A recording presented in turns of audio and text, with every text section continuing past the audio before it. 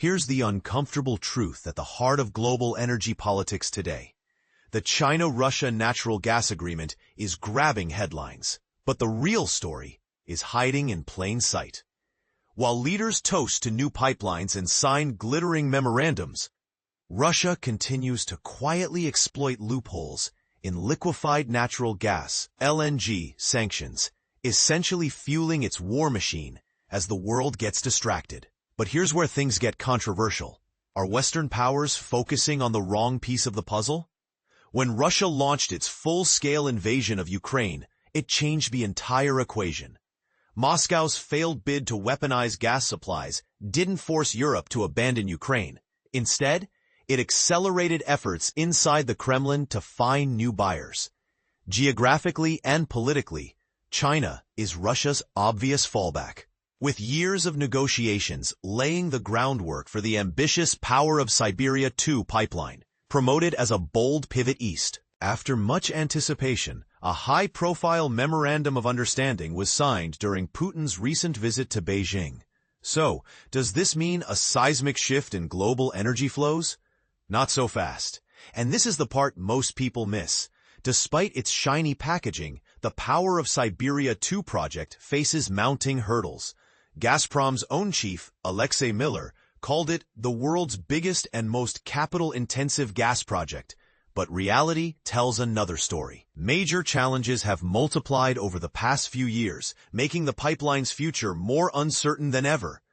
It's easy to get swept away by dramatic announcements, but the West should keep its eyes on a more pressing prize, stopping Russian evasion of LNG sanctions and tightening restrictions on every remaining project and shipment. Why? Because every weak point in the sanctions regime props up Russia's daily campaign of violence in Ukraine. Let's zoom out and talk economics. Russia's hopes of scoring major profits through this gas deal face stiff headwinds. China's appetite for natural gas is leveling off, and the kind of long-term pipeline contracts they're discussing lack the flexibility of LNG deals, which can be rerouted around the world. Plus, Russia's heavy spending on war has left it short on cash for massive civilian projects. The negotiating table isn't exactly even.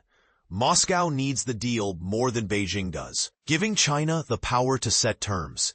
And the recently signed MOU, it's missing crucial details like a timeline, budget, and who's picking up the tab.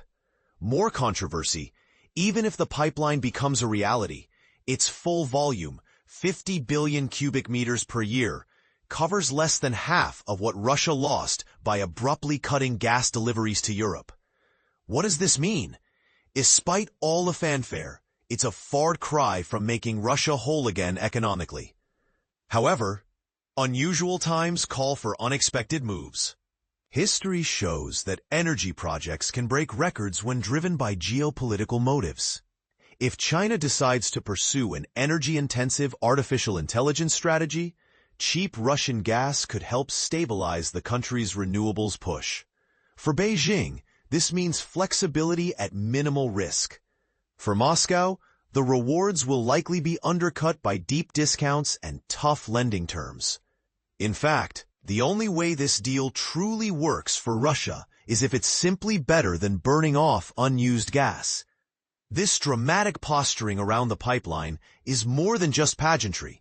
It's a calculated challenge to Western resolve. It's timed perfectly against ongoing U.S. efforts for peace in Ukraine, tricky U.S.-China trade talks, and a notable North Korea-China-Russia meeting. Is the West being baited into looking the wrong way? Here's the reality check. Fancy new pipelines make good publicity, but Russian LNG exports, and plans to triple them in the coming years, are the true engine behind Russia's financial and strategic power. The successful sanctions placed on the Arctic LNG 2 project have slowed it down, pushed back its exports by at least a year, and made expansion far more expensive. But, and this is crucial, sanctions only work if they are strictly enforced. Russia has a long history of dodging restrictions, which means every new sanctions package must come paired with aggressive crackdowns and, if necessary, a ramp-up to secondary sanctions targeting companies and countries that help Russia evade. Let's talk strategy. China and Russia want to spin their growing partnership as proof that Western influence is fading. But the US and Europe have robust alternatives. Sanctions targeting Russia's fragile economy can take effect immediately. They don't require decades-long investments like the Power of Siberia 2 pipeline. Strong responses like enforcing existing vessel and project restrictions, targeting exports of sanctioned LNG, and cutting off oil and key industrial materials can cripple Russia's ability to sustain its aggression. This could also set the stage for genuine peace negotiations, improve transparency across global LNG markets, and uphold standards for carbon accounting and maritime safety. So what's the takeaway? The US and EU have the tools to pressure Russia where it hurts most, through its weak economy and dependence on energy exports. The big question is, will they go all in to secure peace and energy resilience, or let the bold China-Russia narrative of Western decline take hold? This is a debate with no easy answers, and a turning point for global energy and security. What do you think? Should the West shift its attention from flashy pipeline deals to cracking down on LNG loopholes? Is aggressive secondary sanctions the right move, or are there better options for lasting peace? Sound off and share your perspective below. Let's get the conversation started. About the author, Olga Kikova is Deputy Director at the Global Energy Center, where her team crafts pragmatic and unbiased approaches to international energy security and the transition to net zero emissions. The Global Energy Center is dedicated to advancing smart energy policy, fostering economic growth, and leading the dialogue on the future of energy.